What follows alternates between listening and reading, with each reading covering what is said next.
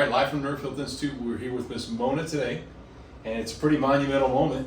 This is the first time she's been able to do this in how long? 2 years. 2 years. So cool. We've probably seen you, what, 8, 9 times now, maybe? I'm looking. A month and a half. Yeah, so about a month and a half of treatment. This was paralyzed. When I'm telling you paralyzed, she couldn't even, her knees wouldn't even come together at all. So now this is the longest. I know, it's It's so cool to watch. All right, so this is just the beginning, and it's gonna keep getting better. It's really cool. Do you feel like you're tired out? I'm tired, but I can do a little bit longer.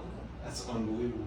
It's really cool. It is nice. So we helped her brain to reconnect power to these little muscles called the adductors in the thighs, and they really help you to stand up. It's one of the primary enforcers, or not really enforcers, but stabilizers, I should say, in your body to stand up. And so I had a patient that was in the military, very high up, and it's a gross example, but they taught them in the military, if they were ever in a bind, to cut their enemy right here. Because if you cut them right here, they couldn't stand up.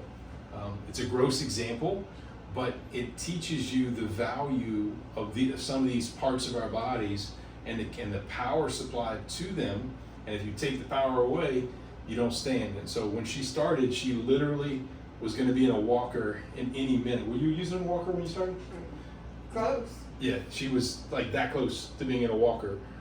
And luckily now we're shifting her the other direction. So stay tuned here for more results.